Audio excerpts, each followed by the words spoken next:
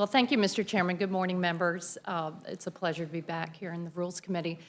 Well, it's February 1, and what we have here is a Valentine from the extreme MAGA Republicans in the Congress to big oil and gas, and sometimes your unbounded ardor causes you to do irrational things like violate your own rules. I mean, this is a rush resolution, hasn't been to committee, and it is chock full of misinformation and untruths. The truth is that the Biden policies on energy are serving our constituents very well. Gas prices are down, clean energy is up. As my colleagues noted, oil and gas production by the U.S. is at record levels. But we have an emergency on our hands, and it's an emergency of the climate. There is no mention in this love letter, in this Valentine to big oil and gas, of the cost of climate to the folks we represent back home. Just last year, the climate impacts in 2023 cost Americans $92 billion in extreme events. This was unprecedented. We had over $28 billion disasters strike the U.S.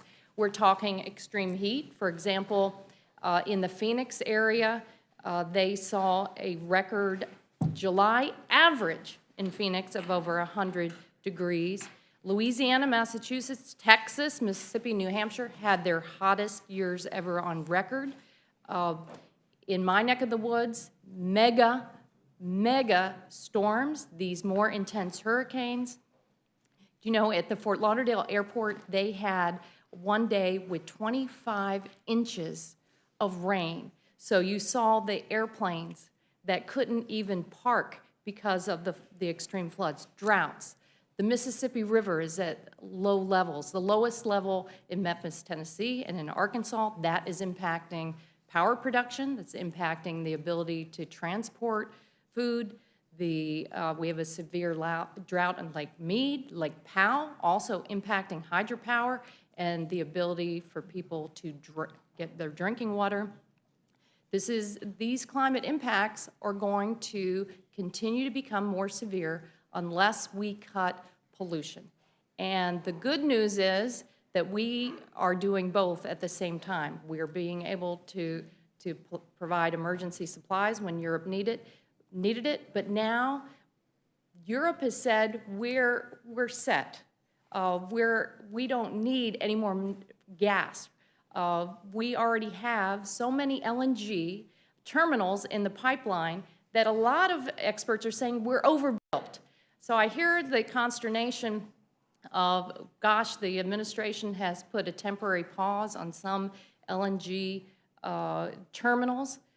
But like I said, a lot of experts say these are overbuilt, we don't need them, and it is appropriate now for the administration to consider all of the impacts, not just, gosh, does it impact the bottom line of polluters? That's not the only consideration that should be analyzed by the United States. You need to consider, gosh, is this a way to help consumers? Is it a way to avoid these costly climate impacts? Is it a way to bolster our national security? So, Mr. Chairman and members, this is not ready for prime time. Like I said, these kind of love notes and Valentines don't serve the American people well.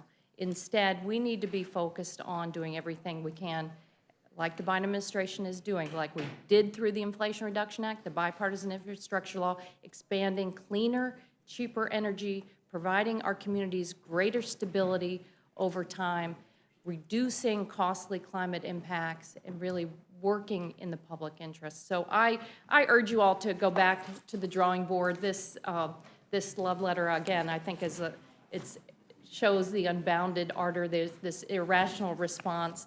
It's not, it doesn't serve Americans well, and I urge you to defeat it today.